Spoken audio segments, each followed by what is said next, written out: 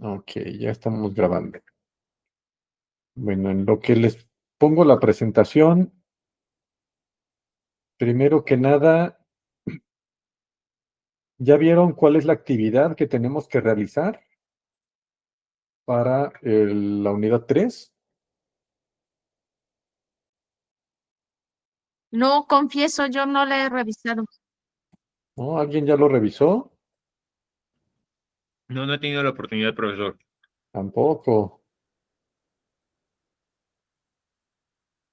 Entonces, ¿quién falta por decir que no lo ha revisado? Es realizar una presentación, ¿no? Es realizar una presentación, exactamente, Claudia. Marta, bienvenida. Buenas noches. Hola, buenas noches, maestro. Gracias. Estamos hablando de la actividad de la unidad 3, ¿no? Ya Claudia nos dijo que es realizar una presentación digital, ¿no? Pero ¿con qué características o sobre qué, Claudia? ¿Te acuerdas? Sobre las teorías de producción, ¿no? Teorías de producción, creo que te estás equivocando de unidad. Sí, no, según yo no.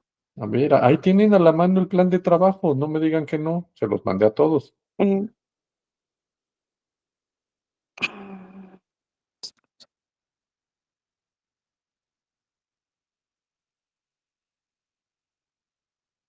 Plan de trabajo del módulo 3. ok. Tener, ¿qué es? Hacer una presentación sobre las habilidades del personal, ¿no? Ajá, pero ¿de qué personal en específico?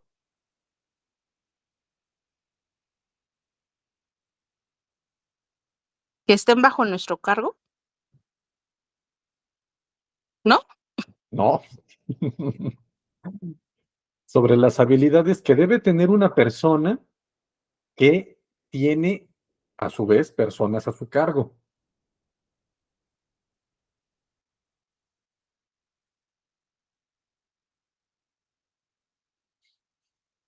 Leo y cito. Elabora una presentación digital usando la herramienta de tu preferencia, donde muestres las habilidades con las que debe contar una persona que tenga gente bajo su cargo. Es importante que menciones al menos 5 de estas habilidades y por qué consideras que son relevantes para la persona que tiene gente bajo su cargo. ¿Sale? Marta. Gracias. Por lo que comentan de la tarea auténtica de este módulo 3, si contamos con alguna experiencia, digamos, que estuvimos en RH en algún tiempo y tuvimos personal bajo nuestro cargo, eso nos puede servir, ¿no? Sí, pueden hacerlo sobre ese cargo en específico, aunque también lo podemos hacer en términos generales, ¿no? ¿Qué habilidades debe tener una persona que tiene otras personas a su cargo? Número 1, paciencia. Paciencia. Puede ser, puede ser. Yo no voy a decir nada. A ver, alguien levantó su manita y luego se arrepintió y luego Claudia. Díganos, Claudia. Es como si estuviéramos creando un manual administrativo. No, no, no, tampoco nada tan elaborado. No, no es un manual administrativo ni es un manual de procesos, ni una definición de puesto, ni nada por el estilo, ¿no? Simplemente es eh,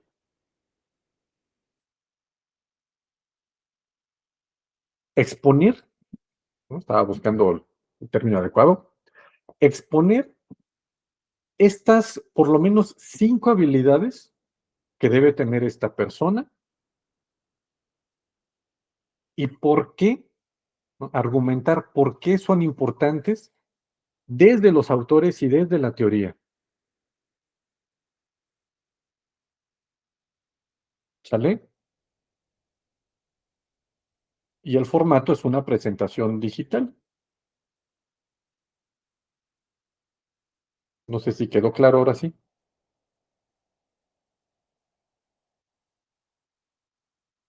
Sí. ¿Sí? Sí, Ahora, como ya es costumbre, la presentación debe tener portada, introducción, conclusiones y referencias. Y acuérdense que las referencias también deben de estar citadas en el cuerpo de mi trabajo, ¿sale? No nada más aparecer al final. Bien. ¿Dudas al respecto? no, Ninguna. Todo en orden. sí, Va que va.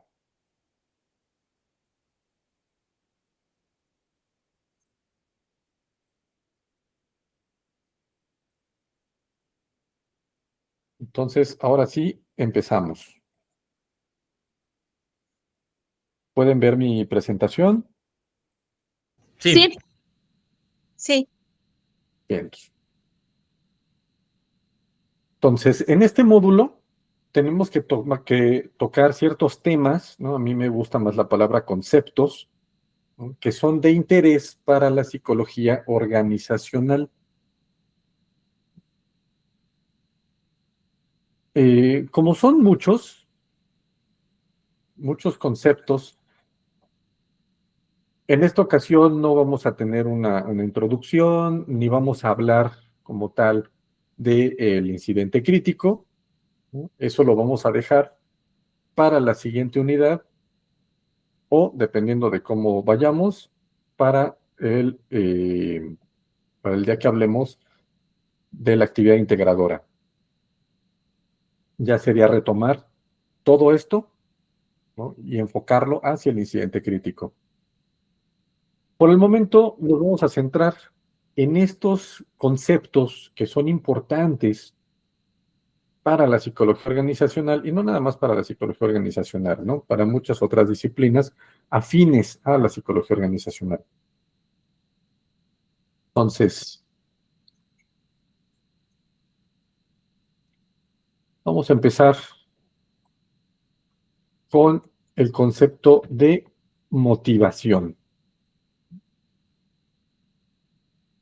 Más específicamente, motivación laboral, porque sabemos que existen muchos tipos de motivación, ¿no?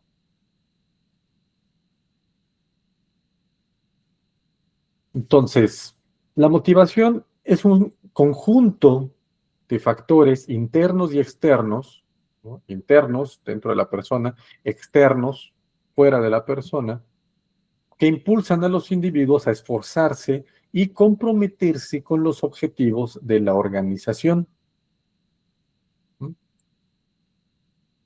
Esta motivación va a estar influida por factores como el salario y las recompensas, el reconocimiento que obtengan, el crecimiento personal, perdón, el crecimiento profesional, ¿no? Personal también, finalmente, pero en este caso profesional, y condiciones laborales sanas, ¿no? Entre otros factores.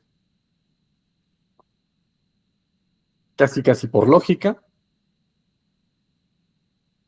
esta motivación, ¿no? Cuando hay una buena motivación, genera para la organización mayor productividad, mejor clima laboral y menor rotación de personal, ¿no? Ahí posiblemente tengamos un concepto nuevo para algunos. ¿Alguien sabe lo que significa la rotación de personal? Yo, sí. profesor. A ver, levanten su manita para que tengamos orden aquí. A ver, Juan, explícanos, porfa, qué es la rotación de personal.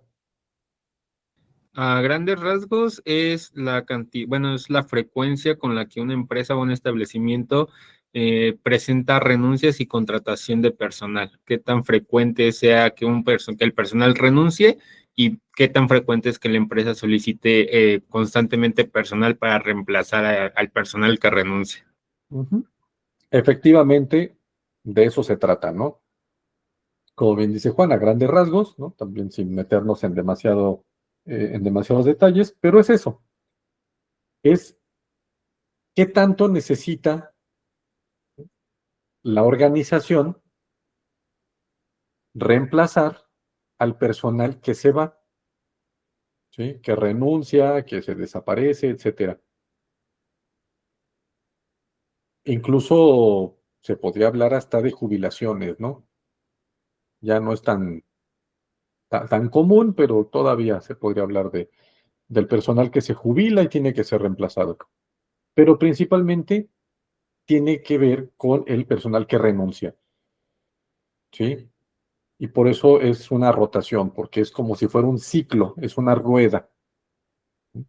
Personal renuncia, se renueva, ese personal que se acaba de renovar renuncia, se vuelve a renovar y así sucesivamente por los siglos de los siglos. Amén.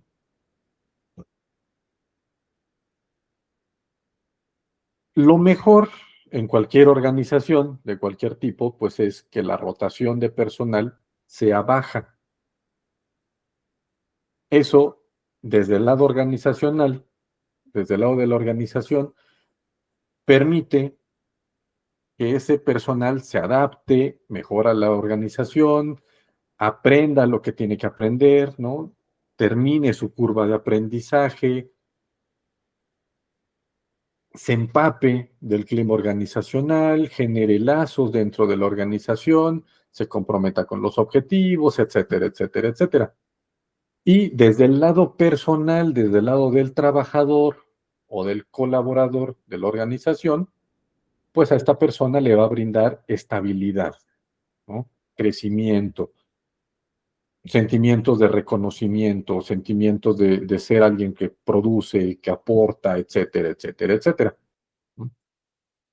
Cuando esta rotación es muy grande, es muy rápida, pues no permite que todos estos factores, ¿no? Que todas eh,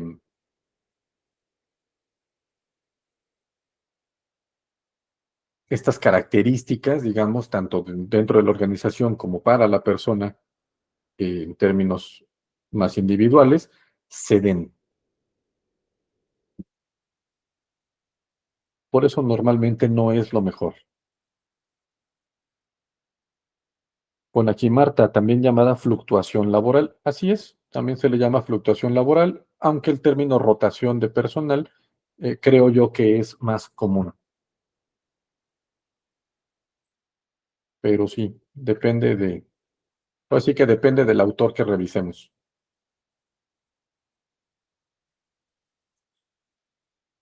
Esta motivación, ¿no? Que ya estamos viendo, se puede explicar desde diferentes formas o desde diferentes perspectivas, diferentes teorías. Aquí tenemos algunas de estas. No son todas las teorías con respecto a la motivación, ¿no? Pero podríamos decir que son algunas de las principales. Algunas de estas seguramente ya las conocemos. Tenemos la teoría de la jerarquía de necesidades, la teoría de los dos factores de Herzberg, la teoría de la expectativa de von Braun, la teoría de las metas de Locke y la teoría del refuerzo operante de Skinner. ¿Algunas de estas ya las conocemos? Me dicen Sí, que no. profesor. Me dicen que no, los repruebo, ¿eh? Como que no supiera Sí. lo que ven en primero. ¿Cuáles conocemos? Yo, profesor. A ver, Erika.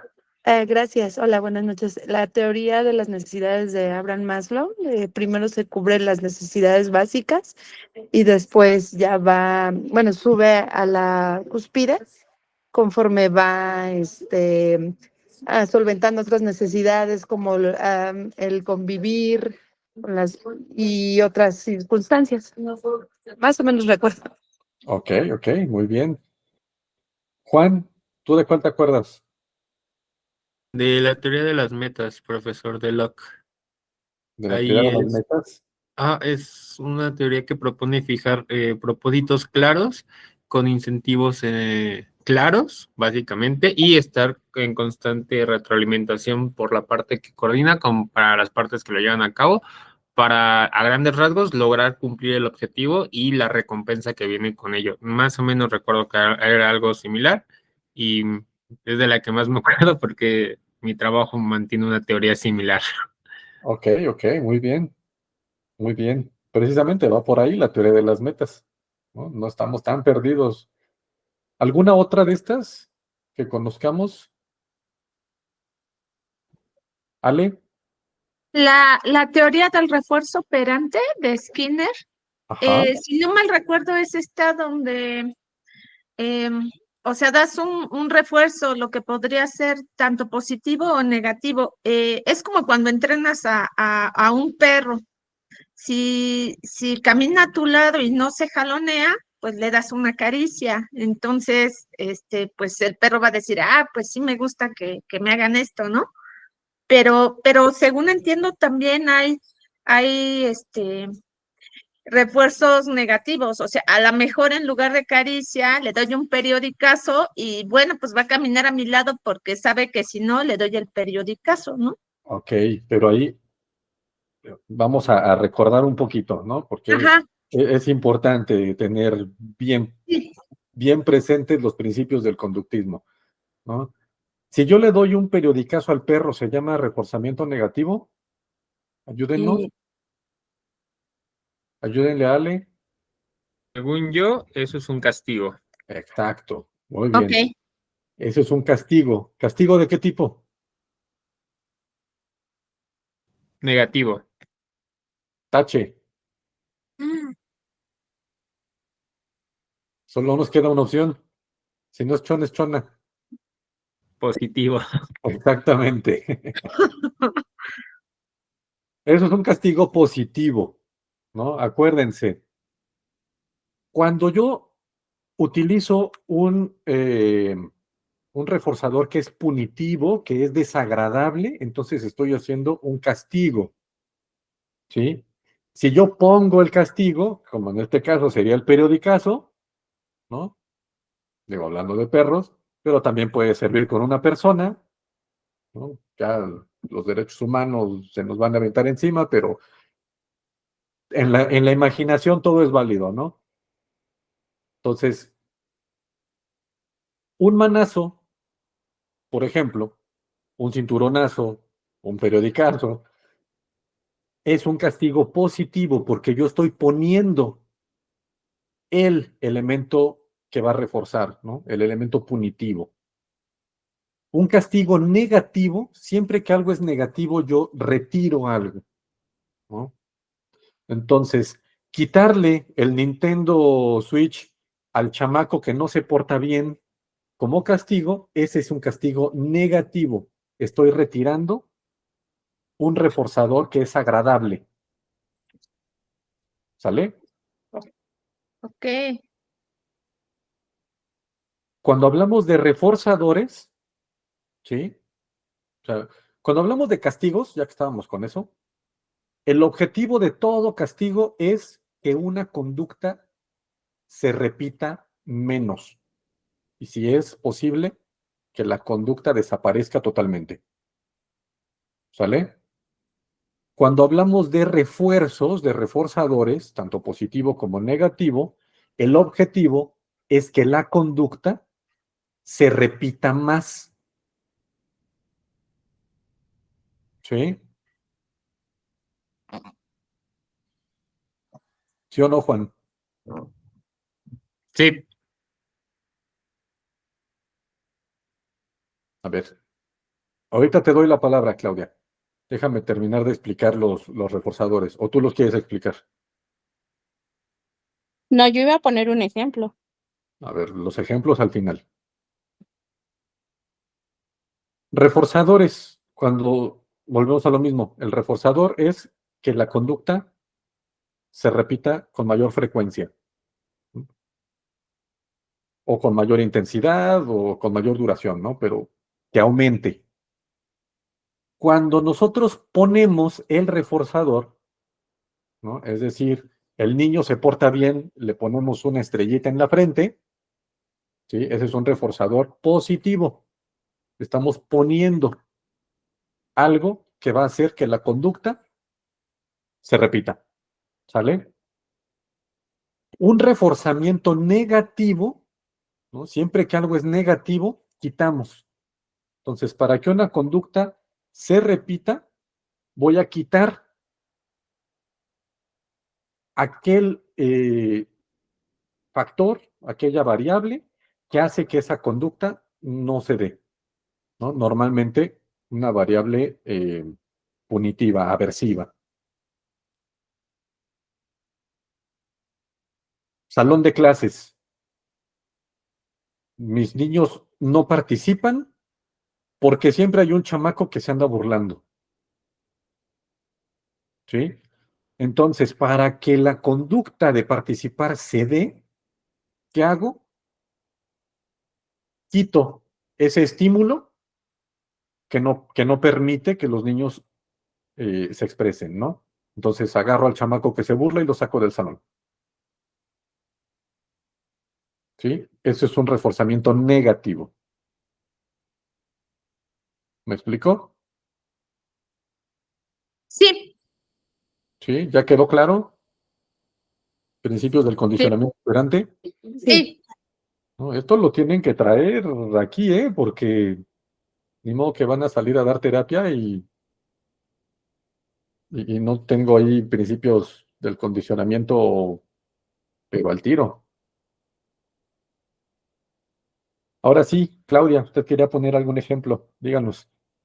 Pues en las empresas se da que tienen que llegar temprano, pero si cumplen todo, hay empresas que es cada mes y les dan sus premios de puntualidad. Ujú. Entonces, cuando llegan tarde, les quitan ese premio de puntualidad y ya cuando incurren en varias bueno, retrasos, les ponen una sanción. Ok, Y nosotros no lo hacían así. Nos quitaban 100 pesos de nuestro salario y esos 100 pesos obviamente se iban como a una caja y al final, con esa caja se hacía algo. ok. Em, pero ahí habría que ver bien cómo estaba funcionando eso, porque a mí me suena a algo que es ilegal. Tú no puedes sancionar a los trabajadores con el trabajo, con el salario, ¿no? Sí puedes sancionar con otro tipo de prestaciones, pero no con el salario base. Pero también tendríamos que ver cómo está compuesta la empresa, ¿no? Porque hay empresas que son sociedades cooperativas y a los empleados no los tienen como empleados, sino como parte de la empresa o como parte de los socios. Como socios, ¿no? Como antes lo Ujú. tenía, por ejemplo, Walmart, Exactamente, y hasta ahí que el sí gobierno le procede. dijo, ¿sabes qué? No. Y de hecho, muchos outsourcing trabajan de esa forma. Ujú. Y los hacen firmar, que muchos empleados no se dan cuenta, una carta de renuncia de socio. Ah, sí, claro. Pero aún así, o sea, tú no puedes ir contra el salario de la persona como sanción, porque su salario, ¿no? Es un derecho inalienable, es decir, es un derecho al que la persona ni siquiera puede renunciar. ¿Sí me explicó? Ujú. Y eso está en la Ley Federal del Trabajo, Okey. ¿no? Entonces, échense un clavado a la Ley Federal. Pero sí hay otro tipo de prestaciones con los que sí puedes sancionar, ¿no? Ahora, si te ponen, por ejemplo, falta como sanción, pues ahí sí va sobre el salario, porque una falta es como si ese día no lo hubieras trabajado. Por lo tanto, el patrón no está obligado a pagártelo, Ujú. ¿sí? Pero regresando al ejemplo, esto de, del bono de puntualidad, por ejemplo, responde a una técnica puramente conductista. ¿Alguien ha escuchado hablar de algo llamado economía de fichas? No. No, ¿No? No,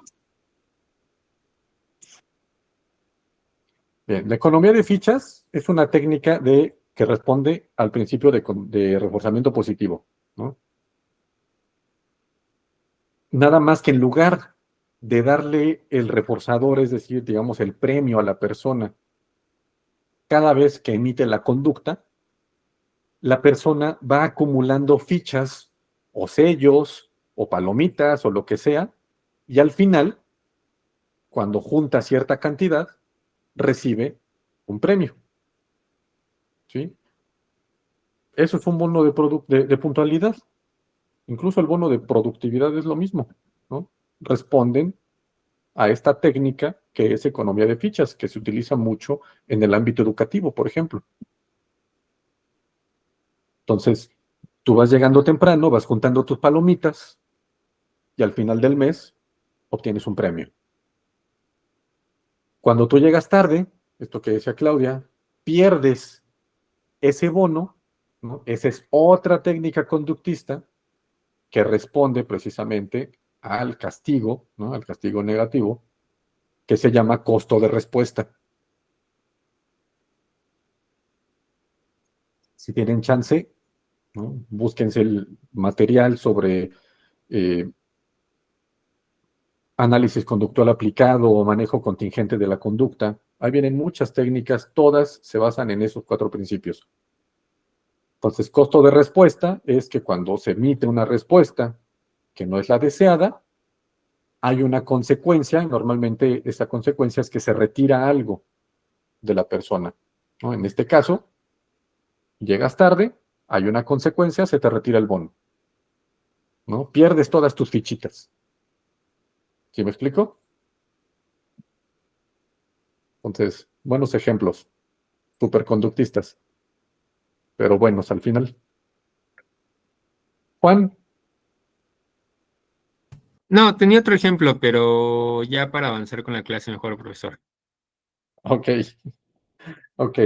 Bueno, aquí tenemos finalmente, ¿no? Varias teorías, ¿no? Ya hablamos de 3, ¿no? La teoría de las metas, que ya Juan nos hizo favor de explicar un poquito, la de las necesidades de Maslow, que Erika también nos explicó un poquito. ¿Por qué la teoría de la jerarquía de necesidades nos habla de motivación? Precisamente porque, de acuerdo con Maslow, hay una motivación natural por parte de las personas por ir satisfaciendo las necesidades y de esa manera ir subiendo en esta pirámide de necesidades que él nos propone, ¿no? Desde aquellas necesidades que son necesarias para la existencia, para la subsistencia de la persona en sí, pasando por las necesidades de seguridad, necesidades sociales, necesidades de autoestima y autoconcepto, hasta que llegas a la autorrealización, ¿no? Que también sería como alcanzar el nirvana, volverse uno con el universo, ¿no? Te vuelves Buda, llegas a la autorrealización, no es cierto. Lo digo en broma, pero más o menos así suena, ¿no? Incluso el mismo Maslow decía que era muy difícil que una persona llegara a ese punto. Casi todos nos quedamos en el peldaño de abajo, que serían las necesidades de autoestima y autoconcepto. Otras teorías que tenemos aquí, por ejemplo, la teoría de los 2 factores. Esta teoría lo que hace es diferenciar entre los factores higiénicos, que son los que evitan la insatisfacción, y los factores motivadores o motivantes, que son los que generan satisfacción, ¿no? Entonces, de acuerdo con Herzberg, para impulsar a la gente a que vaya moviéndose hacia determinadas metas, lo que uno tiene que hacer es controlar estos factores que generan insatisfacción y al mismo tiempo implementar otros factores que generen satisfacción y de esa manera la persona se va a ir encaminando hacia ese objetivo deseado, ¿no? Esto es así como a grandes rasgos. Fin. Y también tenemos la teoría de las expectativas, o de la expectativa de Bloom, que nos dice que las personas, ¿no? Que la motivación depende de las expectativas de generar un resultado, ¿sí? De alcanzar un objetivo. En ese sentido es un poco parecido a la teoría de las metas, ¿no? Que dice que cuando las metas son claras, son específicas, son desafiantes, la gente está más inclinada a tratar de alcanzarlas, ¿no? Acompañada de reforzadores, ¿no? Y de retroalimentación. En el caso de la teoría de la expectativa, lo que va a generar que la persona busque alcanzar esa meta, se motiva hacia alcanzar esa meta, es la expectativa de lograr ese resultado. A partir de dos pilares importantes. Uno es la valencia, que es el valor de ese resultado, qué tan importante es el resultado para esa persona, y el otro es la instrumentalidad, es decir, la creencia de que el esfuerzo nos va a llevar a ese resultado y por lo tanto ese esfuerzo vale la pena, ¿sí? Si yo viera eso que tengo ahí como meta, como algo inalcanzable, ni siquiera valdría la pena echarle ganas, ¿no? Es más, ni siquiera valdría la pena empezar a echarle ganas. Ya no dijéramos echarle ganas. Ujú. Entonces, estas son algunas de las teorías, como les digo, hay muchas otras teorías enfocadas a la motivación, ¿sale? ¿Dudas hasta aquí? No, profesor. Ninguna. No, todo bien. No, ¿No? ¿Todo bien? Muy bien. Hasta recuperamos ahí conocimiento de primer semestre.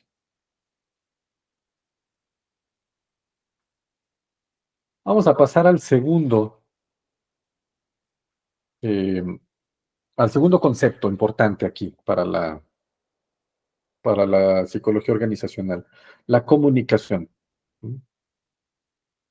La comunicación se puede entender en términos generales de tres formas, ¿no? Como estrategia, como técnica y como herramienta, ¿sí? Claudia, ¿me ayudas leyendo, porfa? Sí. Mm, Ay, perdón, espérenme tantito. Ya. Como estrategia, número 1, se usa para establecer y mantener relaciones positivas. Número 2, permite a una organización llegar a públicos objetivos y convertirlos en ciudadanos, usuarios, consumidores, clientes. Número 3, es vital para alcanzar objetivos persuasivos o transmitir mensajes con claridad. El siguiente también, Por favor. como técnica. Se usa para transmitir información especializada a un público específico. Por ejemplo, los manuales de usuarios, los diagramas, los carteles, las gráficas o los instructivos son formas de comunicación técnica.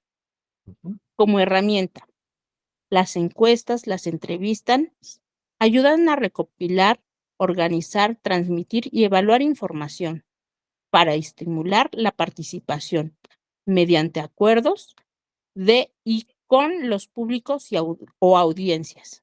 Ujú. Muchas gracias. Bueno, entonces, la comunicación organizacional se puede usar desde estos tres enfoques, ¿no? Como una estrategia, ¿sí? Como una técnica y como una herramienta. Muchas veces nos hablan de comunicación y pensamos que comunicarnos es nada más abrir la boca y decir algo o escribir algo en un papel o en una pantalla y ya con eso ya nos estamos comunicando bien padre. Hay todo eh, todo un trasfondo alrededor de lo que es la comunicación y los tipos de comunicación que hay, ¿no? Y el cómo se puede utilizar esta comunicación dentro y fuera de la organización. ¿Sale?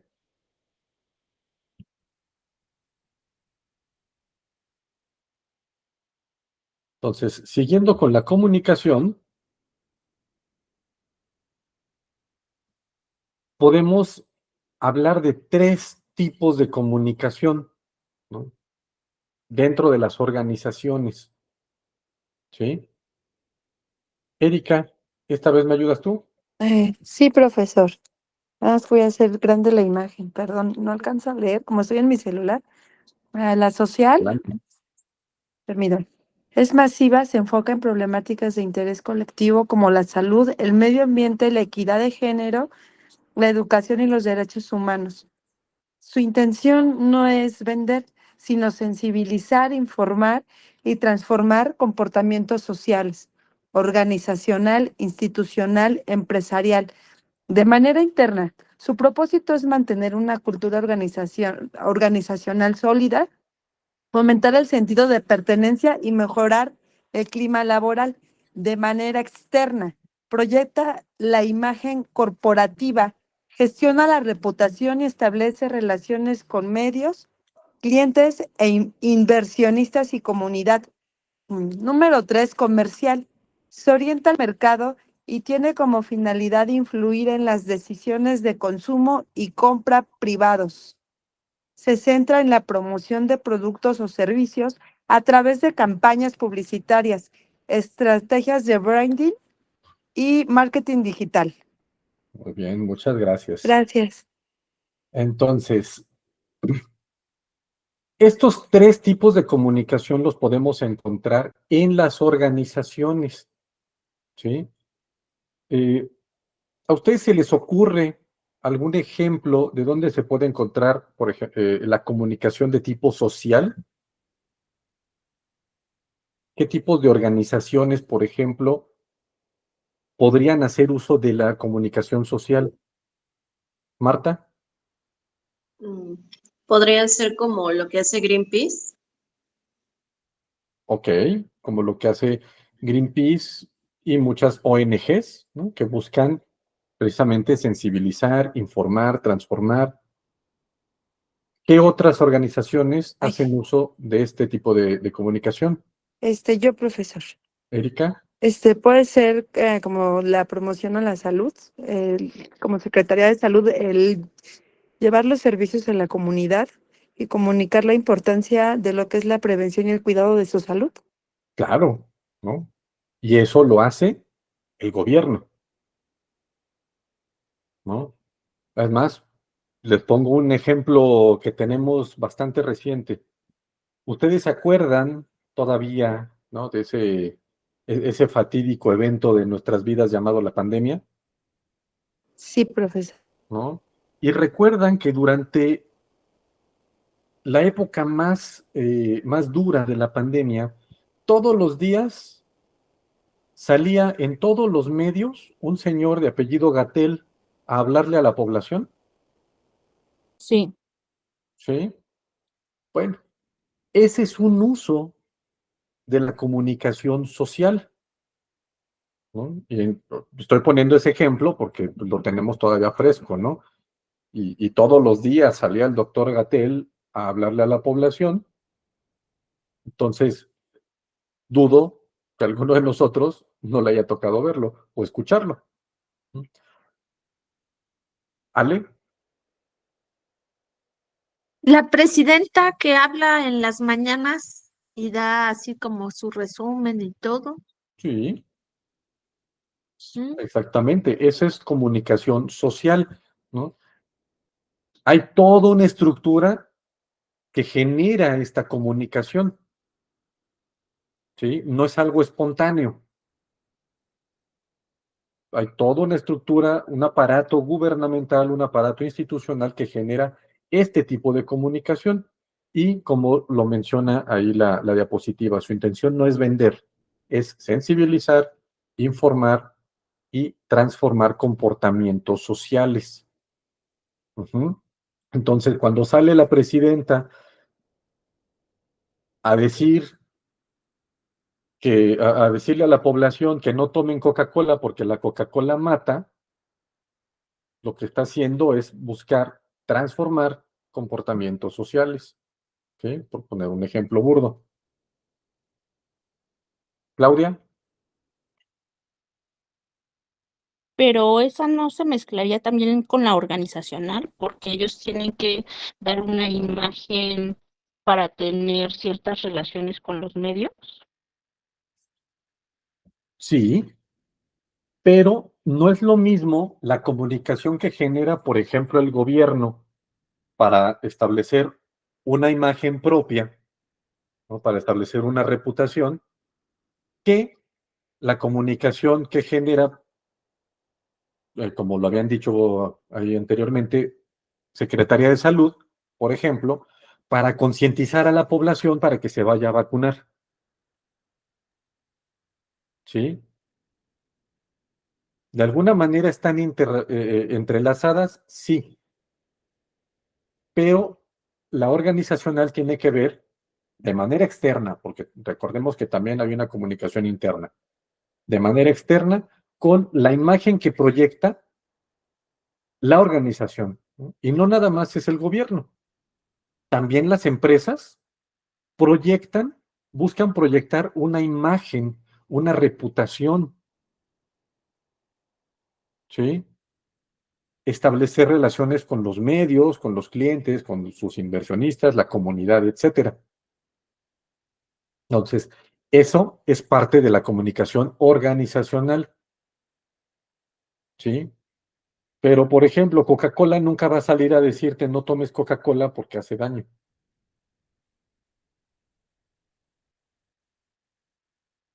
¿Sí? Pero Coca-Cola sí va a salir a decir, nosotros somos la marca de la Navidad porque la Navidad es buena. ¿Sí? Nuestro producto hace daño, pero nosotros somos bien buenos. Además, Coca-Cola va a salir y te va a decir, Coca-Cola da muchos empleos. Coca-Cola mantiene a muchas familias y Coca-Cola hace que las familias mexicanas sean felices. ¿Eso lo han visto en alguna película de terror? Sí. ¿Sí? Bueno, eso es comunicación organizacional. Eso es una organización buscando establecer una reputación y una cierta imagen hacia una comunidad, ¿no?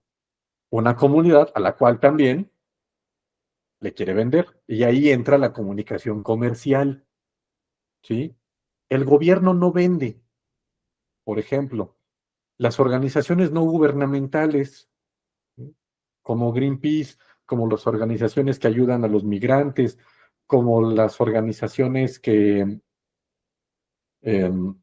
no sé, que están a favor de los derechos de los animales, ellos no buscan vender.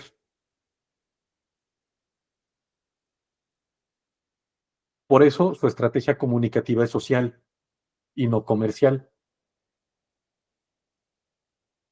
Mientras que Coca-Cola, Bimbo, eh, etcétera, etcétera, etcétera, ¿sí? Todas las empresas, todos los productos y los servicios que se les ocurran, no sé, telefonía, informática,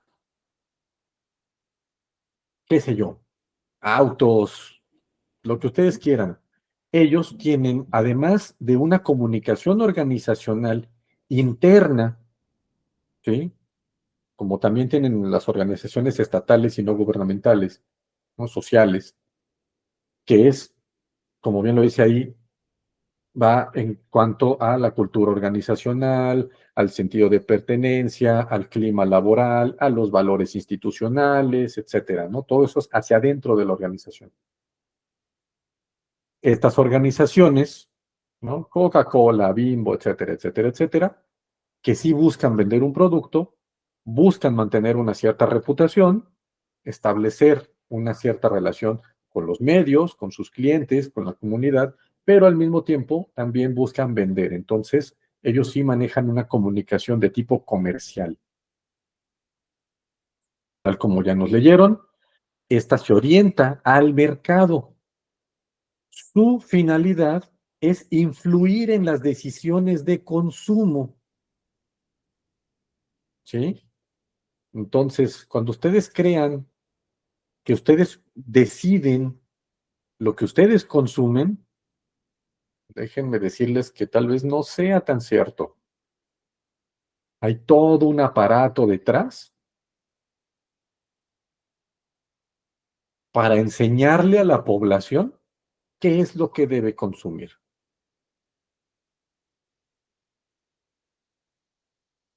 ¿En qué se centran este tipo de comunicación? En la promoción de productos o servicios, en campañas publicitarias, estrategias de branding y marketing digital. ¿Sale? ¿Hasta aquí dudas? Todo bien. No. Todo Todo en bien. orden. Seguimos con la comunicación. Entonces, ya para terminar, podríamos sintetizar que la comunicación organizacional, pues es el proceso que permite intercambiar información, ideas y emociones entre las personas dentro de la organización, ¿no? Y aquí, pues también hablaríamos de cómo busca permear la organización en la comunidad, ¿no? En el entorno al que pertenece. Esta comunicación interna de la que hablábamos puede ir en diferentes direcciones. Primero que nada, descendente, es lo más común, ¿no? Es decir, cuando hablamos descendente hablamos del organigrama y sería de arriba, es decir, de los puestos jerárquicos más altos, hacia los subordinados, ¿no? Algunos ejemplos, instrucciones, reglamentos, órdenes, ¿no? Que van de arriba hacia abajo. Ascendente, al revés, de los subordinados hacia los cargos superiores. Normalmente quejas, sugerencias, reportes, todo eso es parte de esta comunicación. Finalmente, la comunicación horizontal es la comunicación que se da entre compañeros que se encuentran al mismo nivel jerárquico o entre departamentos o áreas que también se encuentran al mismo nivel jerárquico. ¿Sí? Por eso hablamos de horizontal, ¿no? En el mismo nivel.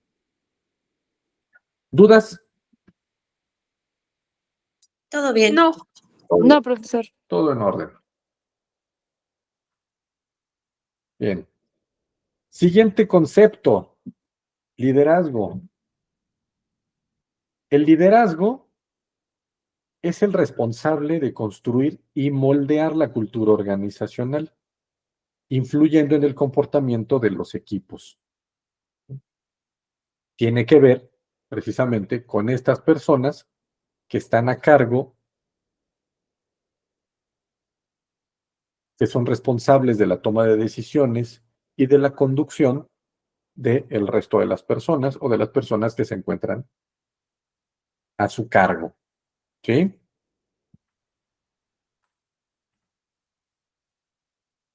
Entonces, tipos de liderazgo. Podemos dividir los tipos de liderazgo normalmente en dos grupos, ¿no? Según la formalidad de su elección, formal o informal, o según la relación entre el líder y sus seguidores. Ahí tendríamos el liderazgo autocrático, el liderazgo democrático y el liderazgo laxo, o, como también se le conoce, laissez-faire, ¿no? Que viene del francés. Primero que nada, según su formalidad de elección, formal e informal. Es formal cuando es un líder electo de alguna manera, ¿no? No hablamos de elecciones como las de los presidentes, nada más. Supongamos que todos nosotros y nosotras que estamos aquí en esta plataforma, formamos un equipo de trabajo. Y entonces llega el jefe y nos dice que Marta va a ser la líder del equipo. ¿Por qué? Porque Marta tiene ciertas cualidades que el jefe piensa que son importantes, ¿no? O simplemente porque Marta tiene palancas, no lo sabemos. Para este ejemplo no es importante. El chiste es que a Marta ya la hicieron líder de manera formal, ¿sí? ¿Cuándo se da un liderazgo informal? Pues cuando es el líder que las personas eligen, ¿no? Por sus cualidades, ¿sí? Si no llegan y nos dicen, a ver, ustedes, equipo, ¿no? Tienen que trabajar de esta manera, no nos ponen a nadie a liderar, pero normalmente va a salir una persona que tiene mayor facilidad o ciertas cualidades, y entonces esa persona empieza a organizar, a dirigir, ¿sí? Y esa persona asume de manera informal el papel de líder. ¿Queda claro? Sí, Sí, Entonces, Sí. de acuerdo a tu elección, pues está muy sencillo, ¿no? La otra es, de acuerdo a su relación con sus seguidores, con sus subordinados, en caso de ciertas organizaciones.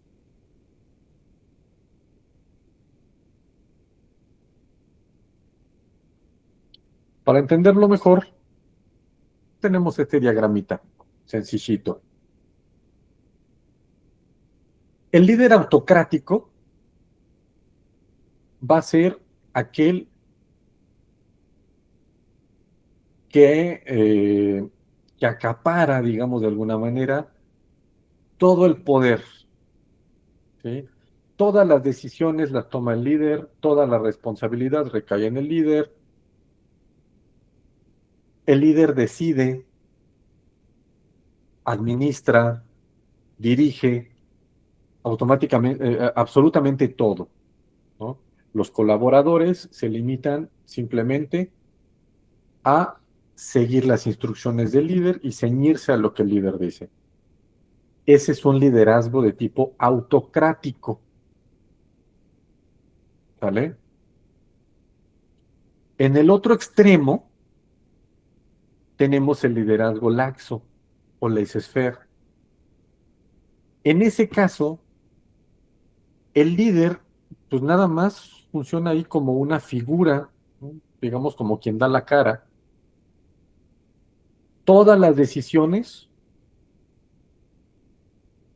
las toman los colaboradores. Toda la administración, ¿no? La gestión, las decisiones, la puesta en práctica, lo hacen los colaboradores. Ujú. Por eso se toma esa frase, ¿no? Del francés, laissez-faire, que en francés quiere decir dejar hacer. Es como que el líder deja que los otros hagan y se hagan camotes solos. Por el otro lado, o más bien exactamente en medio, tenemos este estilo democrático de liderazgo, en donde el líder y los colaboradores comparten responsabilidades, comparten opiniones, comparten la toma de las decisiones, aunque posiblemente el líder tenga la última palabra, pero los colaboradores aportan con sus ideas, aportan con su experiencia, aportan incluso hasta con su sentir, ¿no? Entonces, yo les hago así la pregunta, en corto. De estos tres estilos de liderazgo, ¿cuál creen ustedes que sea mejor?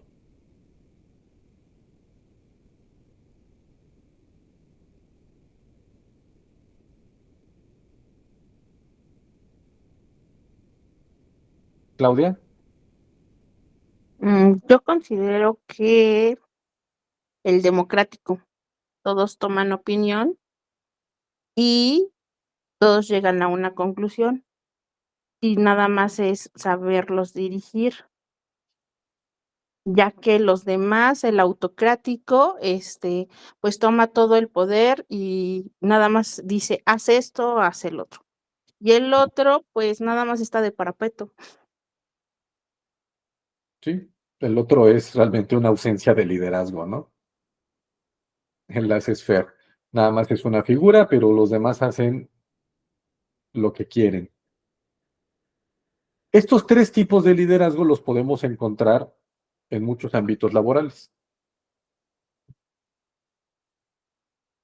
pero coincido, ¿no?, con Claudia, y no nada más yo, muchos de los autores, la gran mayoría de los autores, coincidimos en que el mejor estilo de liderazgo, sin importar la organización que sea, ni su tamaño, puede ser una organización muy grande o puede ser una organización muy chiquita, con unas cuantas personas nada más, el mejor estilo de liderazgo es el democrático, ¿no? Es el que nos va a llevar a mejores resultados y al mejor cumplimiento de los objetivos organizacionales. ¿Dudas hasta aquí? No, profesor. No. No, Bien. Siguiente concepto. Toma de decisiones. En organizaciones modernas, las decisiones rara vez las toma una sola persona. Estas se construyen con múltiples criterios y experiencias. Regresamos un poquito a los liderazgos, ¿no? Esto que les comentaba, o esto que comentábamos más bien de los liderazgos más democráticos. Cuando el liderazgo es autocrático, entonces solo hay una persona que toma la decisión y los demás, pues bien, gracias. Si sale bien, qué bueno, y si no, pues ni modo, ahí vamos todos en el mismo barco. Pero este enfoque de toma de decisiones más colaborativo es algo que permea más en las organizaciones actuales. En este sentido, podemos hablar de tres modelos para la toma de estas decisiones. ¿Sí? Ale, ¿me ayudas leyendo la tabla? A lo horizontal, primero el modelo racional, luego la racionalidad económica y luego la limitada. sí, claro que sí. El modelo racional, descripción, proceso sistemático y paso a paso. Definir el problema, generar alternativas, evaluar opciones, elegir la mejor y controlar resultados. Características, secuencial y lógico. Busca optimización. Requiere análisis exhaustivo. Aplicaciones comunes, planeación estratégica, políticas públicas, gestión de proyectos.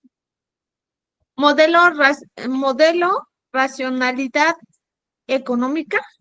Descripción. Supone que los individuos eligen la mejor alternativa con acceso total a la información y capacidad ilimitada de análisis. Características. Maximización de beneficios, información completa, decisiones óptimas. Aplicaciones comunes. Economía clásica, modelos financieros, teoría de juegos. Modelo racionalidad limitada. Las personas toman decisiones con información incompleta y capacidades cognitivas limitadas, eligiendo la primera alternativa que satisface el objetivo. Características: satisfacción en lugar de optimización, reconoce límites cognitivos, contexto realista. Aplicaciones comunes: psicología organizacional, comportamiento administrativo, gestión en entornos complejos. Ok, muchas gracias. Cuando ustedes toman una decisión en su vida cotidiana, ¿creen que ocupan alguno de estos modelos?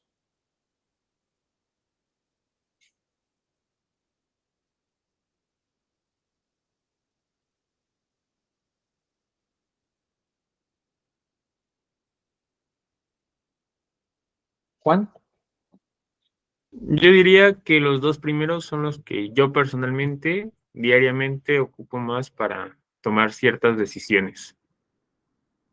los dos primeros, el de la racionalidad económica, Sí, ¿sí? O sea, cada que tomas una decisión, tienes absolutamente toda la información necesaria cuando y implican, posee una capacidad ilimitada de análisis. pues no ilimitada de análisis, pero sí trato de tener como que toda la información de, principalmente cuando voy a hacer como compras de gastos fuertes, como le platicaba la semana pasada, sí Ujú. trato de tener muy presente todos los tipos de gastos que eso conlleva. En este caso, pues no era solo la moto, era el casco, el equipo de protección, el seguro, tener dinero para los servicios, qué tan estable financieramente yo me encontraba, si iba a poder cumplir con todos estos gastos, cuál era el mejor seguro que me convenía, porque ve que los manejan desde por la zona en la que vive hasta por el modelo de moto que trae, y eso puede subir o bajar el costo del seguro, hacer Ujú. como una investigación completamente, para yo también antes de hacer la compra, saber que iba a poder pagar todo lo que conllevaba esa compra, no nada más era decir, ya tengo moto, sino había más Ok. gastos detrás de ahí. Y pues de eso viene desde un proceso racional hasta pues un proceso más económico, porque pues muchas veces es como de, sí, sí me alcanza. Te alcanza para la moto, pero no te alcanza para todo lo que viene detrás porque no nada más es comprar la moto, como ya mencionaba, sino que hay otros gastos que a veces uno no contempla por la emoción o por decir es que la ocupo, lo quiero, lo necesito, y es cuando vienen los gastos imprudentes. Ok. Ahí estamos hablando de un modelo racional de toma de decisiones, pero no de racionalidad económica, ¿no? La racionalidad económica tiene que ver precisamente con modelos financieros, se ocupa en la economía clásica y parte de esta inferencia de que se posee toda la información posible y que nuestra capacidad de análisis fuera totalmente ilimitada, ¿no? Entonces responde a ciertos modelos específicos. Pero sí, en ese caso, como es una decisión, ¿no? Bien lo dice Juan, una decisión mayor, pues él trató de hacer un análisis lo más racional posible, ¿sí? Sin embargo, detenernos a hacer ese tipo de análisis para todas nuestras decisiones sería consumir demasiado tiempo y recursos. Casi siempre nuestras decisiones, las más cotidianas, las que menos nos pesan, digamos de alguna manera, pero que tomamos con mayor frecuencia, pertenecen al rubro de la racionalidad limitada, ¿sí? Y no porque seamos tontos, es porque somos seres humanos. Estamos limitados a las capacidades de un ser humano, ¿no? De una persona. Tomamos decisiones con la información que poseemos en ese momento, que suele ser información incompleta. Vuelvo a lo mismo, no porque seamos tontos, es porque agarramos la información que necesitamos en ese instante y a partir de eso tomamos una decisión. ¿Sí me explico? ¿Y cuál es nuestra decisión normalmente? Pues la primera que satisface el objetivo, ¿sí? Que pareciera la mejor. Muchas veces no la más óptima, sino incluso la que a mí como persona me haga sentir mejor.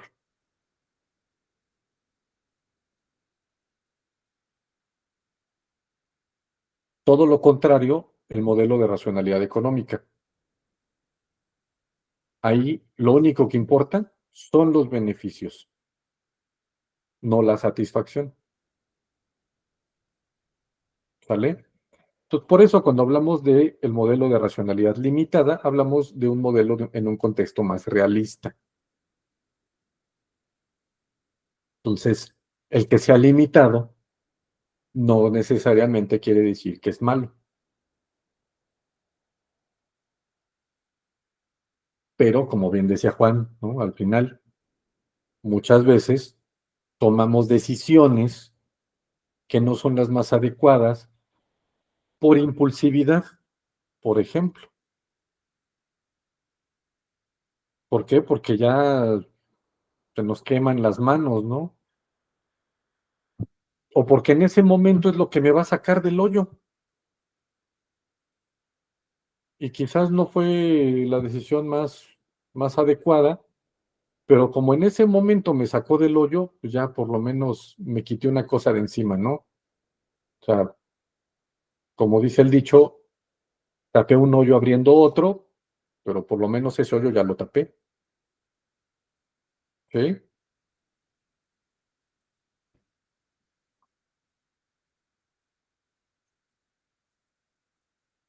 Cuando hablamos de forma organizacional,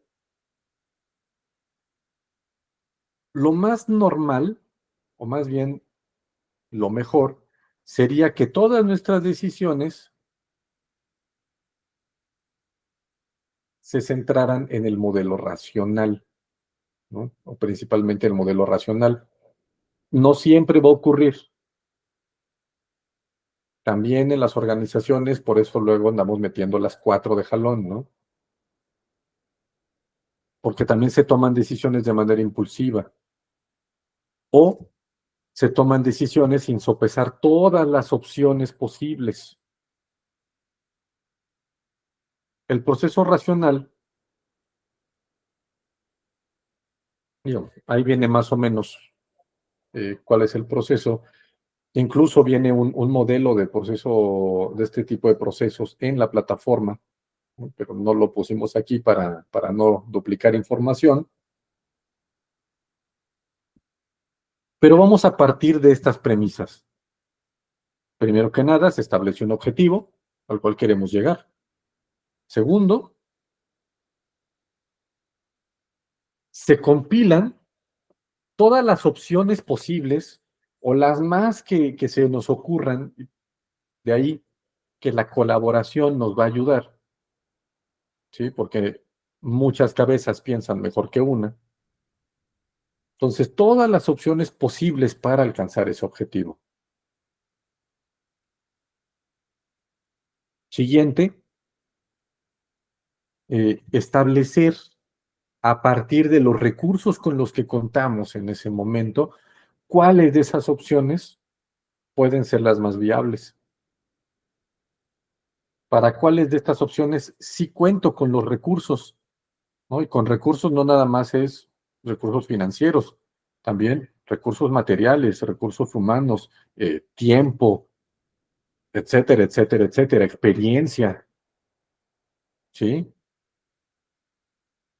Para cuáles opciones de estas necesito generar recursos que en este momento no tengo, ¿no? O desarrollar recursos que en este momento no tengo, y para cuáles opciones, pues de plano va a estar muy complicado, ¿no? Si se salen totalmente de la lógica o de nuestra lógica en este instante. El siguiente paso sería de estas opciones que ya vi que son posibles con los recursos con los que contamos, establecer cuál sería la mejor. Una forma bien sencilla de hacerlo es un balance decisional. ¿Sí? Suena muy rimbombante, pero es algo bien sencillo. Un balance decisional es de cada una de estas opciones establecer ventajas y desventajas, ¿no? Si yo tengo 3 opciones, opción 1, opción 2 y opción 3, opción 1, ¿qué ventajas y qué desventajas me genera? Opción 2, ¿qué ventajas y qué desventajas me genera? Opción 3, ¿qué ventajas y qué desventajas me genera? Eso es una forma de tomar decisiones, no es la única, ¿no? Pero es una muy sencilla. Entonces, a partir de ahí, elegimos una, ¿no? Normalmente, la que nos genere más ventajas y menos desventajas, y la ponemos en marcha, ¿sí? Pasamos a la acción. Y ya que estamos en ese proceso, todavía no terminamos, sino que evaluamos los resultados de esta opción que estamos poniendo en marcha, ¿sí? ¿Por qué? Porque si al final, evaluando los resultados, resulta que no es lo mejor, puedo regresar a la mesa de planeación, recuperar alguna de esas de esas opciones que no había o que no elegimos para ponerla en marcha, o de plano, buscar, ¿no? Generar opciones diferentes para alcanzar ese objetivo. ¿Sí me explico? Sí, Sí, ¿Suena complicado? Sí, sí, ¿Suena complicado? más que complicado, creo que es como enredado. Esta lacha, no es complicado, pero sí está lacha. Pero, pues como todo, con práctica se vuelve más sencillo hasta que llega a hacerse automático, ¿sí? Pero es un proceso de aprendizaje, ¿no? No es lo que normalmente hacemos para tomar una decisión, pero muchas de las decisiones que tomamos en nuestra vida, ¿no? Ya no dijéramos en la organización, sino en nuestras vidas personales, si nosotros realizamos este proceso, vamos a llegar a mejores resultados. Y en la organización, pues lo que se busca es eso, llegar a mejores resultados, finalmente. Entonces, ¿dudas hasta aquí con la toma de decisiones? todo bien. Todo bien, profesor. Todo en orden. Bien, siguiente concepto, productividad. La productividad sería el indicador que le permite a las organizaciones medir qué tan acertada es esta organización en la transformación de sus recursos, tiempo, personal, materiales, en bienes o servicios, ¿sí? Entonces, la productividad es algo que se mide, por eso hablamos de indicadores. Debe ser mesurable. Y pues, digo, se sobreentiende un poquito, ¿no? ¿Qué es esto de la productividad?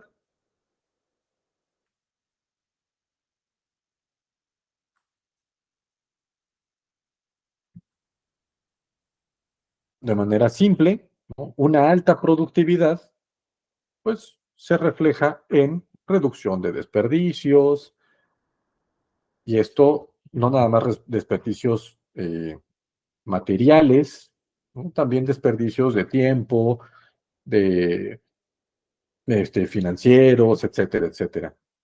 Disminución en el tiempo de los procesos, mayor organización de estos mismos procesos de la organización, ¿no?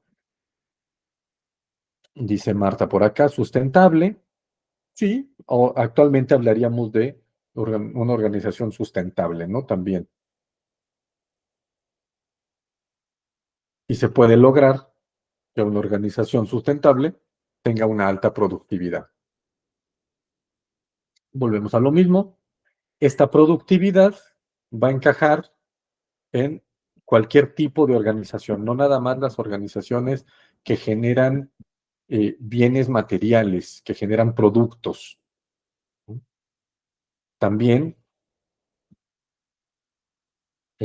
otro tipo de organizaciones como las civiles y las gubernamentales, porque finalmente generan servicios.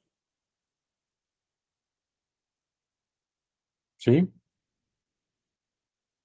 Entonces, que haya una buena productividad en estas otras organizaciones que no buscan enriquecerse. Bueno, la organización no, sus miembros tal vez sí, pero ahorita estamos partiendo del deber ser, ¿no? Nuestra realidad a veces puede ser más terrorífica que cualquier película. Factores que inciden en la productividad. La alineación entre los colaboradores y la cultura organizacional, ¿no? Fundamental eso, y lo van a repasar ahora que lleven desarrollo organizacional. Pero finalmente, esto es de lógica. Si los miembros de una organización, ¿no?, sus objetivos se alinean con los objetivos de la organización, si mis valores como individuo se alinean con los valores de la organización, pues claro que eso va a influir en la productividad, ¿no?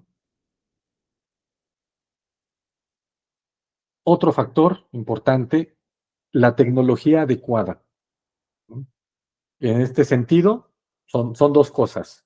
Primero, el uso de la tecnología adecuada para los procesos de la organización y el uso adecuado de la tecnología para los procesos de la organización, ¿no? Entonces, si estas dos cosas se alinean, vamos por buen camino. Finalmente, una buena planificación y una adecuada comunicación organizacional. Hasta aquí todo en orden, ¿no? Esto se entiende bastante bien lo de la productividad.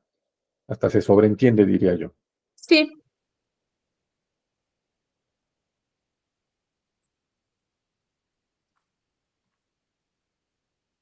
Siguiente concepto, muy sencillo también de entender, la satisfacción laboral. Esta satisfacción laboral, pues es la relación positiva entre el trabajador, sus tareas y el ambiente laboral. ¿Sí? Es cómo se relacionan estos tres conceptos. E incluye una satisfacción intrínseca, es decir, que viene de adentro, y una satisfacción extrínseca, que viene de afuera. La satisfacción intrínseca, pues sería el cómo se siente la persona con respecto a las tareas que realiza. Cómo estas tareas, o más bien cómo esta persona piensa, ¿no? Cómo cree a partir de estas tareas que realiza. La persona piensa que estas tareas eh, son malas, son dañinas, son nocivas, lo denigran como individuo. Obviamente la satisfacción no va a ser muy alta, ¿no? Por otro lado, si la persona piensa que estas tareas que desempeña le ayudan a desarrollarse como individuo, a crecer, ¿no?, a lograr ciertas metas, a generar cambios en su entorno inmediato, en su comunidad, pues la satisfacción laboral, en este caso intrínseca, va a ser mucho más alta. Cuando hablamos de la satisfacción laboral extrínseca, es decir, de lo que viene de afuera, hablamos de cosas como el sueldo, las prestaciones, los beneficios, el horario de trabajo, las instalaciones, las herramientas que se utilizan para trabajar, cosas a veces tan absurdas como puede ser el uniforme, ¿sí?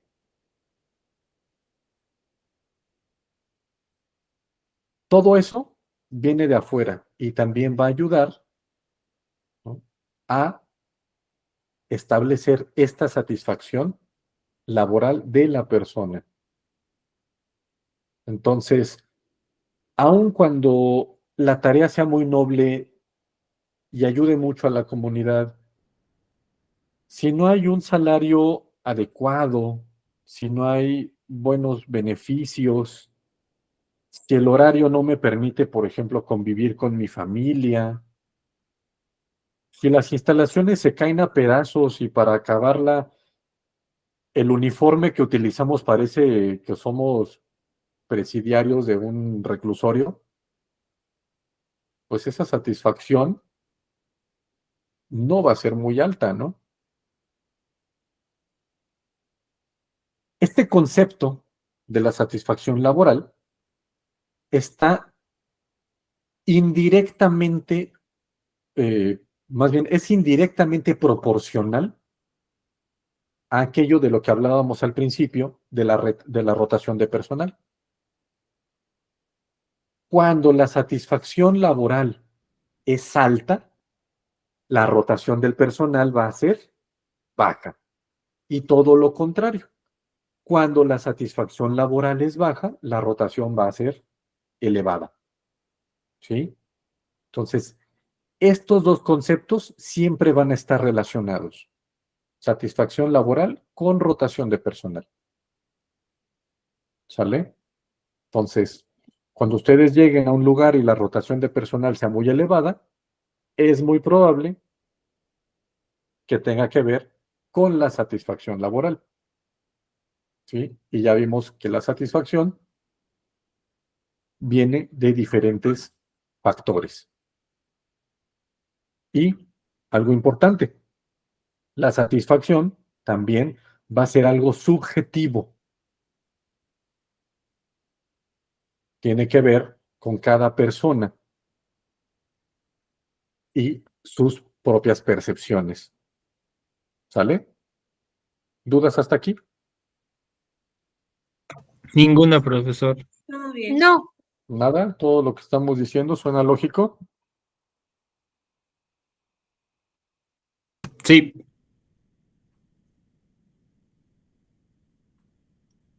Bien.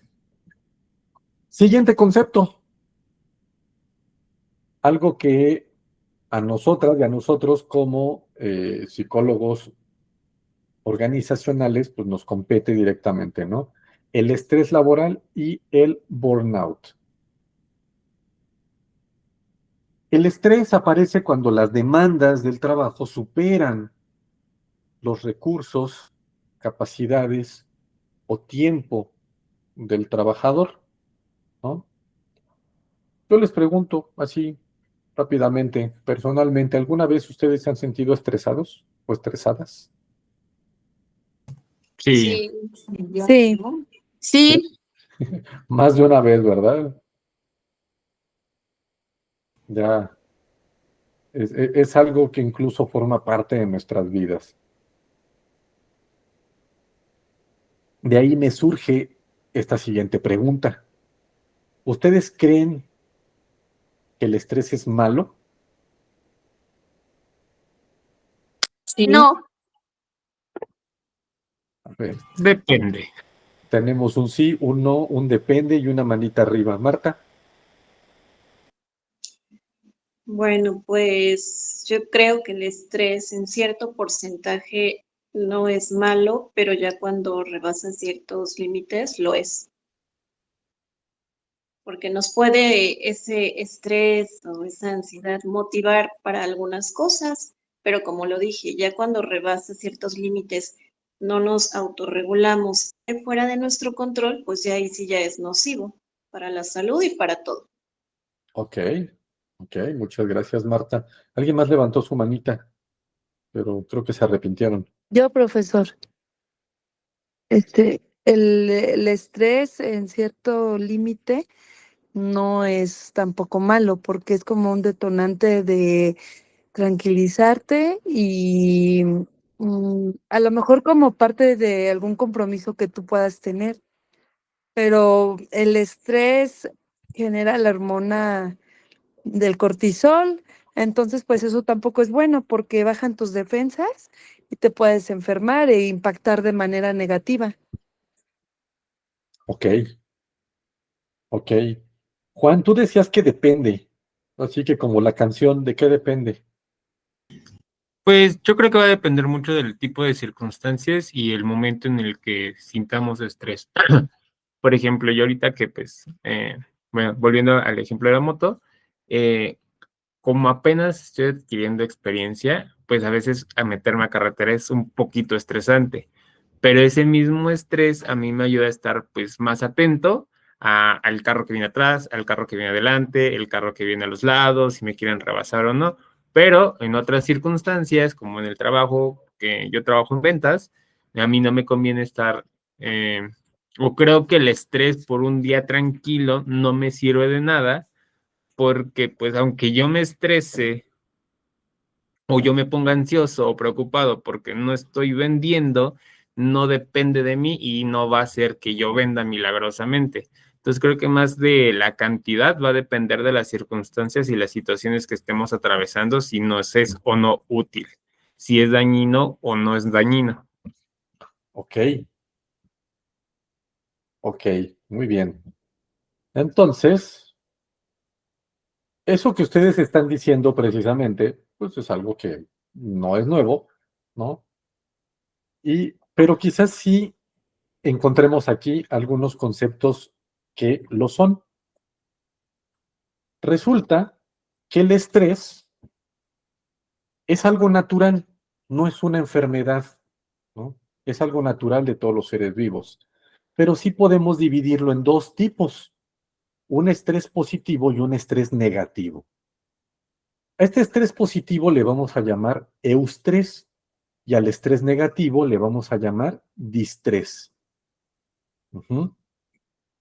Entonces, tal como mencionábamos, ¿no? Algunos de ustedes, el positivo es una tensión que es benéfica. ¿Por qué? Porque nos motiva, nos concentra, nos impulsa a alcanzar metas.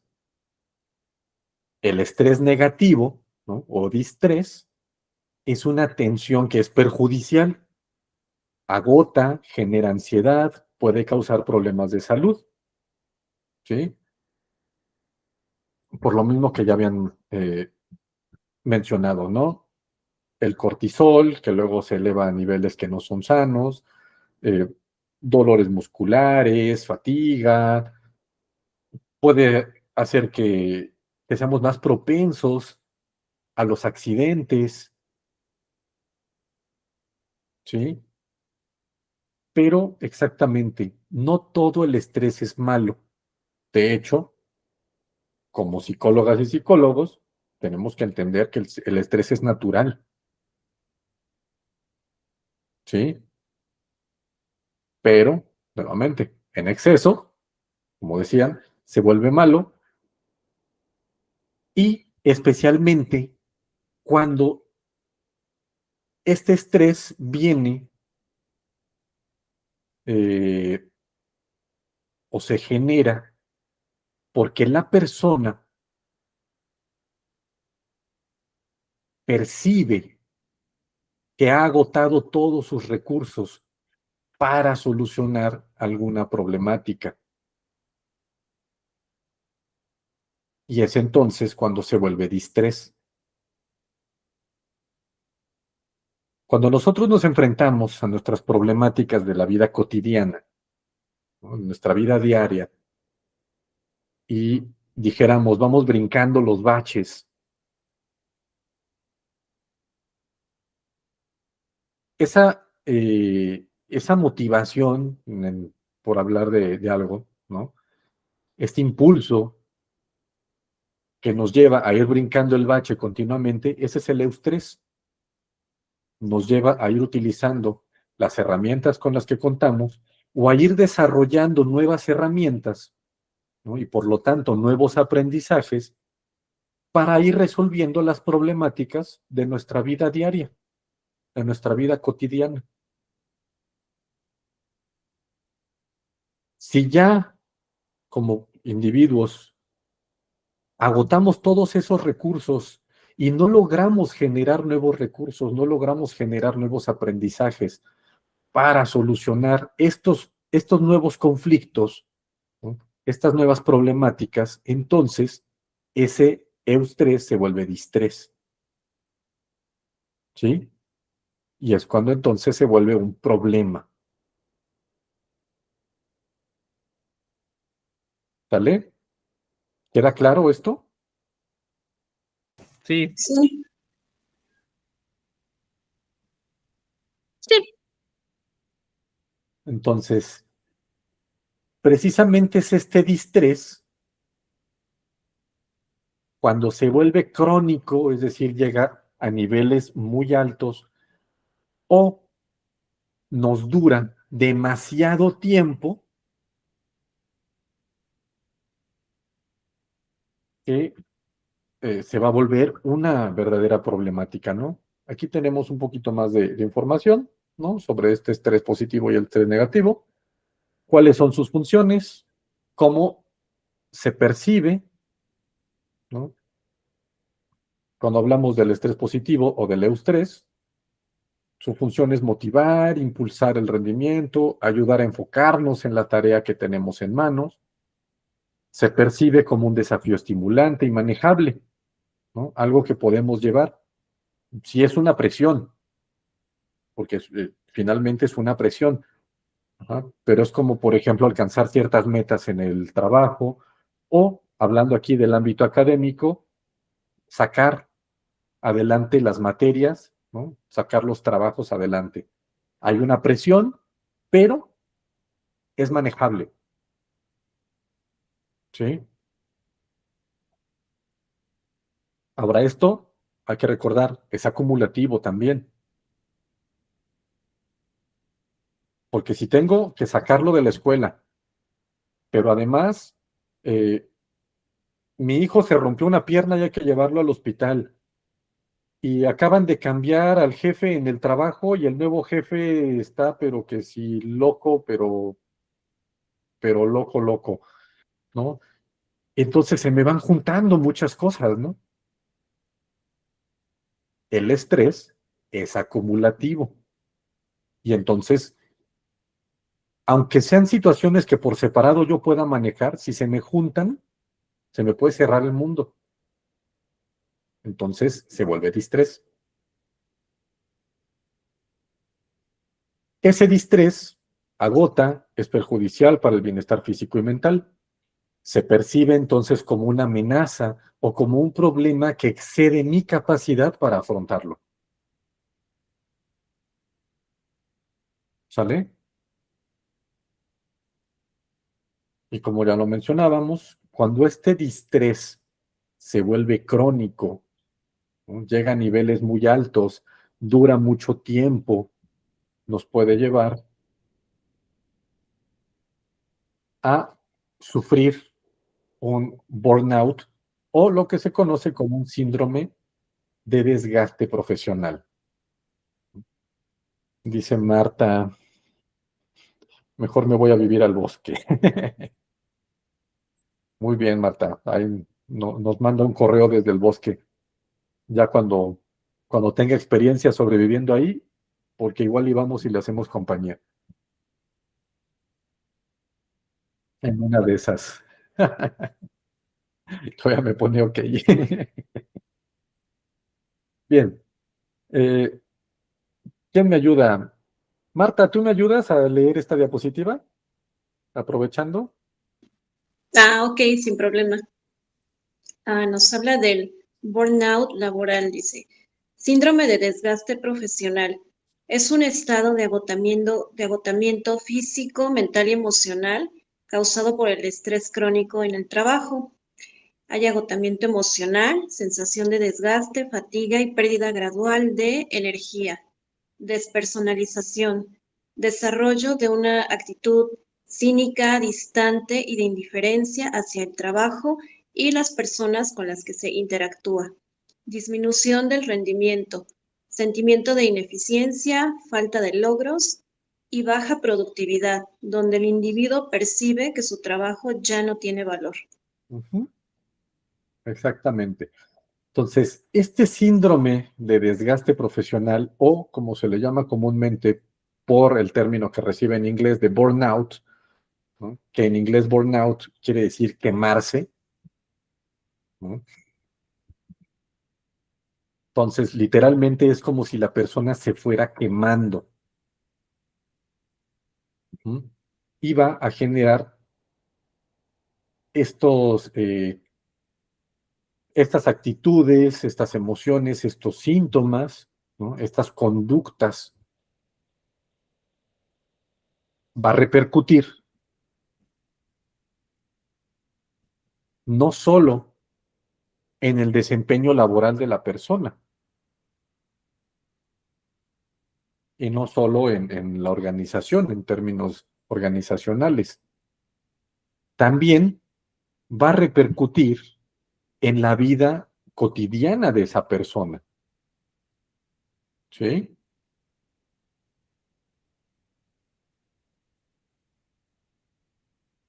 Es por eso que es importante para nosotras y nosotros, como psicólogos organizacionales, estar atentos a este tipo de situaciones. El burnout en los trabajadores, como les digo, no solo va a verse reflejado en las metas organizacionales, se va a ver reflejado en las vidas cotidianas, o más bien va a repercutir en las vidas cotidianas de estos individuos, de estas personas. ¿Sí? Pregunta: ¿este síndrome de burnout se puede dar o se podrá dar en otros contextos que no sea el trabajo?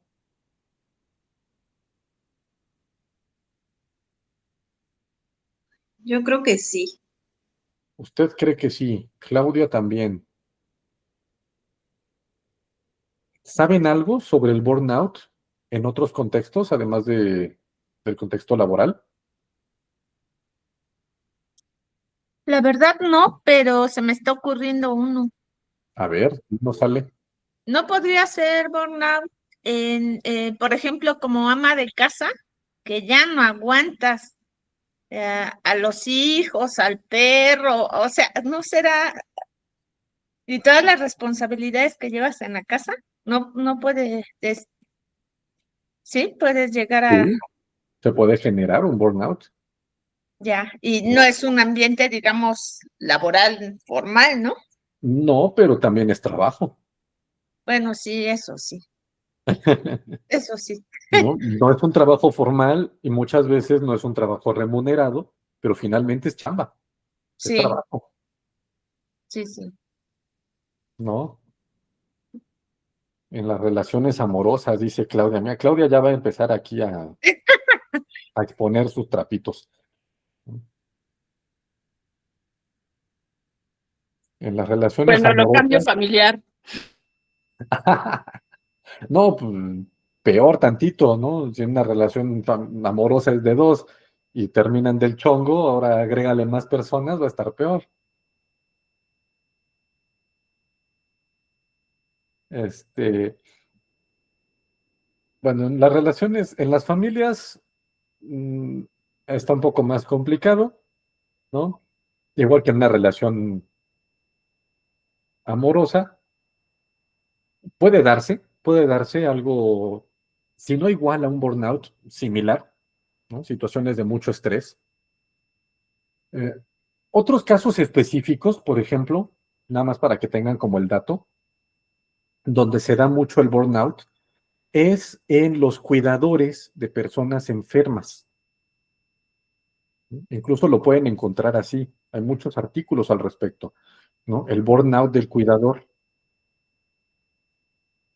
Y sucede algo parecido aquí, especialmente pasa con los enfermos que tienen enfermedades terminales, valga la redundancia. Ujú.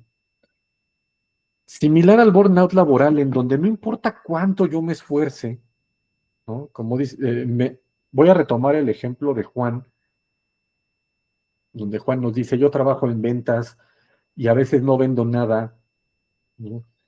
Imagínense una persona precisamente que trabaja en ventas, no es Juan, ¿no? Esta otra persona ya está muy quemado, lleva mucho estrés encima, no genera ventas, es el único del equipo que no genera ventas, todos sus compañeros venden, su jefe ya lo trae entre ceja y oreja, ya han hablado con él, lo han vuelto a capacitar y nada más no da una. Y entonces esta persona siente que su trabajo no sirve de nada, que su esfuerzo no sirve de nada,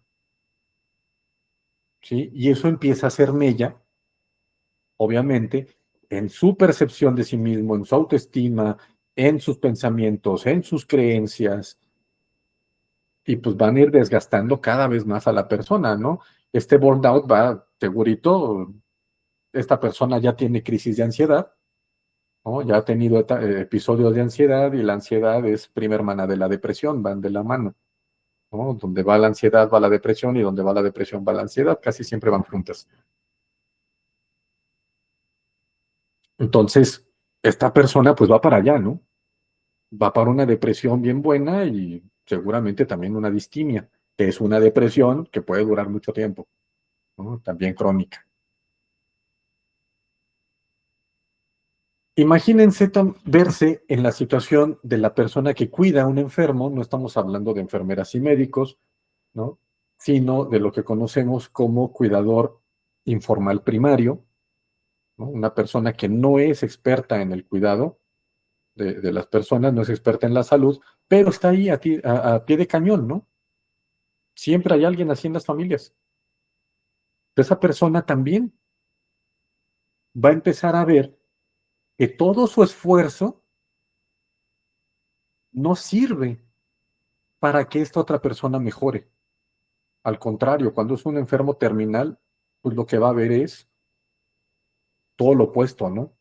Sin importar cuántas ganas le eche, cuánto se esmere en el cuidado de la persona, en que la persona esté bien, esa persona se va a ir deteriorando.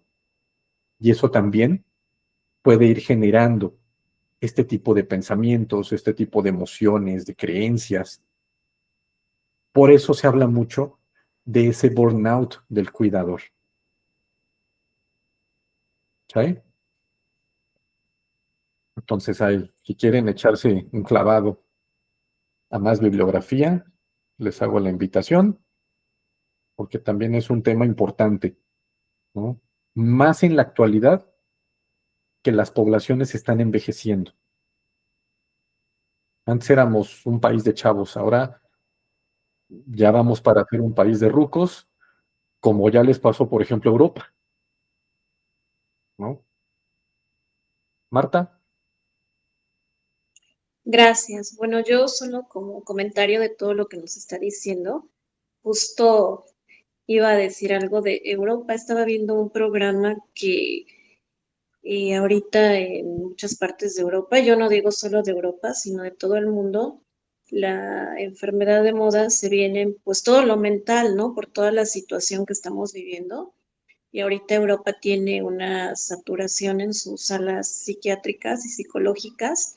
Tal vez, pues, hay gente que lo puede tomar a la ligera, pero eso es, pues, es grave, ¿no? Y si está pasando en Europa y también pasa aquí, y pues no es nada, bonito, es preocupante porque, pues, si no estamos bien de nuestra cabecita, pues no está bien nada, ¿no? Ya lo vemos con gobernantes que no están bien de su cabecita.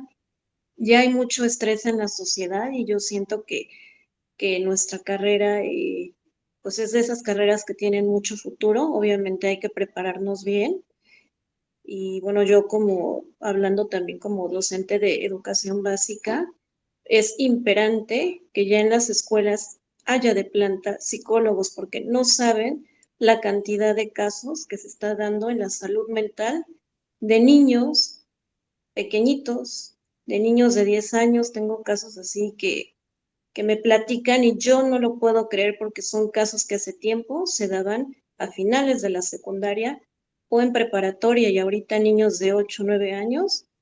Es increíble lo que se está viviendo por este estrés, burnout, la salud mental y todos estos temas. Así es, Marta. Entonces, tal como lo dices, ya pasó en Europa, ¿no? México va para allá. Eh, es importante que se hagan ciertos cambios a nivel institucional, pero es importante también que nosotros, nosotras, como psicólogas, psicólogos, entendamos cuáles son todas estas problemáticas y de dónde vienen, ¿no? Y esto que decía Marta es importante. No es de ahorita, no es algo nuevo, pero ya se venía pronosticando desde hace muchos años que las enfermedades del siglo XXI iban a ser dos: el estrés y la obesidad. Y quien predijo eso no se equivocaba, ¿no? Dice Claudia, hay un dorama que habla de muchos casos del burnout, se llama Dosis Diaria del Sol. Órale, pues ahí está el dato, ¿no? Yo no soy muy de doramas, de hecho no soy muy de series en términos generales, pero para quien se quiere echar Dosis Diaria del Sol, ¿no? Habla un poquito de este tema. Vamos a seguir.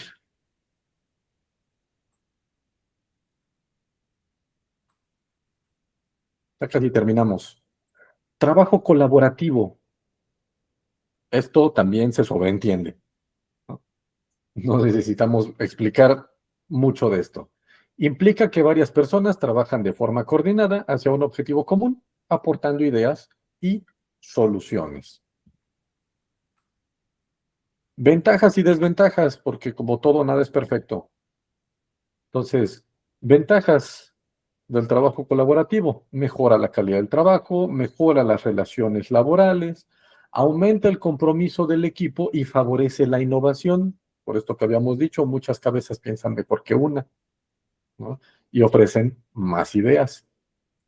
También, como todo, tiene desventaja, ¿no?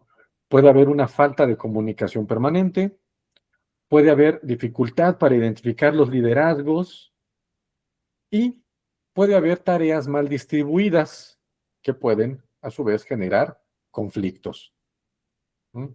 Entonces, así como trabajar solo tiene sus ventajas y sus desventajas, pues trabajar en equipo también puede tener sus ventajas y sus desventajas. Creo yo, muchas más ventajas que desventajas, ¿sí? Pero hay que estar atentos a este tipo de posibles problemáticas.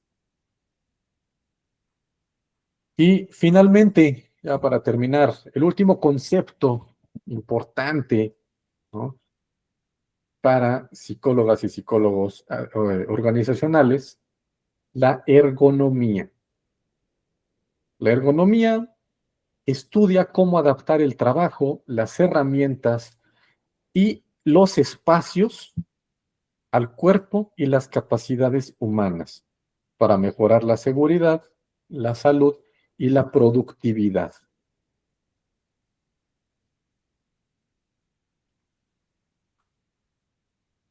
Entonces, una buena ergonomía reduce los costos médicos. ¿Por qué? Porque reduce los accidentes, aumenta la eficacia, porque adapta los espacios a las personas y reduce la rotación y el ausentismo, precisamente porque se reducen los accidentes y porque esto también impacta en la satisfacción y en el clima laboral, ¿no? Si las personas están cómodas, pues el clima laboral va a ser más positivo. Y lo mismo pasa al revés, ¿no? Si las personas están incómodas y el espacio no está diseñado para que las personas lo ocupen, transiten libremente, las herramientas no están bien adaptadas a que las personas las usen, incluso los procesos no están bien adaptados a que las personas los implementen, la satisfacción laboral no va a ser muy alta. Y al contrario, los accidentes se van a dar con mayor frecuencia y eso también incide en la satisfacción laboral, ¿no? No creo que alguien se sintiera bien en un trabajo en el que se lastima constantemente. Entonces, mala ergonomía, como ya lo decíamos, mayores accidentes, dolores musculares, fatiga crónica y más permisos e incapacidades. Entonces, estos dos conceptos creo que se sobreentienden bastante. Creo que no necesitamos ahondar mucho, pero también es importante tenerlos en cuenta siempre, ¿no? A la hora de hacer un diagnóstico, a la hora de hacer una evaluación de una organización, es importante tener en cuenta también este aspecto de la ergonomía. ¿Sale? Dice Marta, sillas cómodas, por ejemplo, ¿no? Sillas cómodas, espacios que sean transitables, que no llegues y que puedas llegar de manera sencilla a tu estación de trabajo y no tengas que atravesar todo el laberinto, que haya buena iluminación incluso, ¿por qué? Porque los ojos son parte del cuerpo humano, ¿no? Que haya buena ventilación, que sea fácil escuchar a los compañeros, cosas así, que parecen como muy básicas. Hay espacios laborales donde no existen. Esto tiene consecuencias. ¿Sí? ¿Dudas? No, todo bien. Ninguna. ¿Todo en No, orden? profesor. Sí, Muy bien. Pues entonces, con esto terminamos. Procedemos a detener la grabación.